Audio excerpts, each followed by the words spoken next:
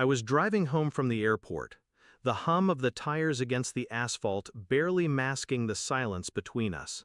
My wife stared out the window, her hand resting lightly on her lap. My phone rang. Unknown number. "Sir," a voice crackled on the line, "this is air traffic control. We're calling about your wife's flight. There was an incident. We have no record of the plane ever landing." I glanced at her. She didn't move. "That's ridiculous," I said, forcing a laugh. "She's right here, sitting next to me." Silence. Then muffled shouting. The man's voice returned, lower, sharper. "Sir, can you describe her right now?" I looked again. The curve of her jaw, the stillness of her hands, the way she hadn't spoken since we left. Something tightened in my chest. "Sir?" he pressed. I hung up. I told myself it was a mistake, a system error, bureaucracy at its finest. But the question lingered, gnawing. "Can you describe her?" I stole glances as the streetlights passed over her face in cold flashes. Her skin looked pale, almost unfamiliar. When I asked how the flight was, she only smiled faintly, a rehearsed expression. At home, she moved through the rooms like a shadow. The suitcase she carried was the same, but the clothes inside were neatly folded in ways she never did. Small differences, tiny fractures. I noticed her perfume was different, heavier, sweet but foreign.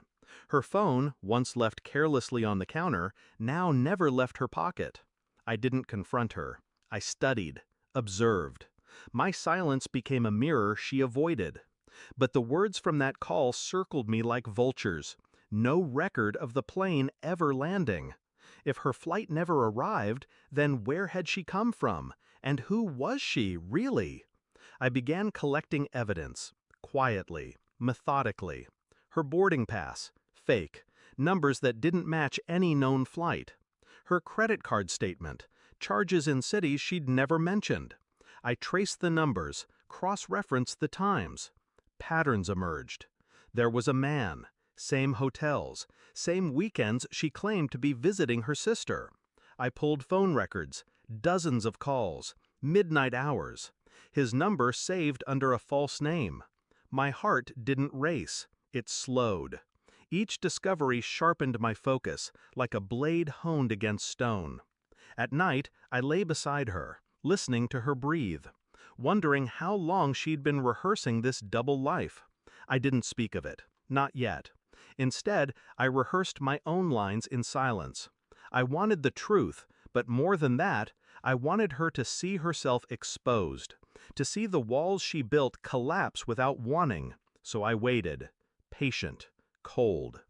The DNA test arrived first. I'd sent away a toothbrush, strands of hair. The results were clear.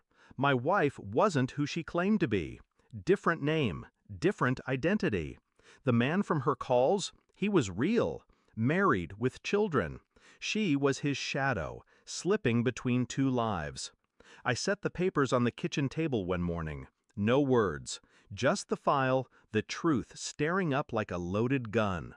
She walked in, saw the documents, froze. Her lips parted. "You—" I met her eyes, calm, steady. "Who are you?" I asked. Her face crumbled, hands trembling as she reached for excuses. Tears welled, her voice cracked, but I didn't flinch. I watched, silent, detached. For the first time, she saw herself without a mask. I didn't shout, I didn't accuse, I didn't give her the dignity of my anger.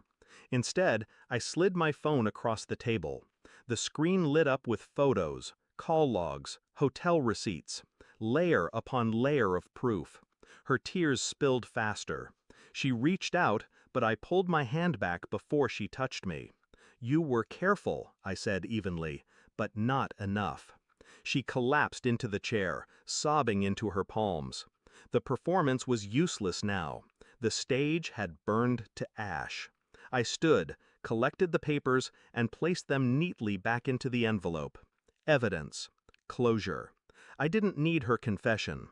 The silence between us screamed louder than words. That night, I packed a single bag. No hesitation. I left the envelope on the table, a monument to her undoing. She would wake to it, read it again, drown in it. I stepped into the night, the air sharp against my lungs. I felt nothing, not rage, not grief, only clarity.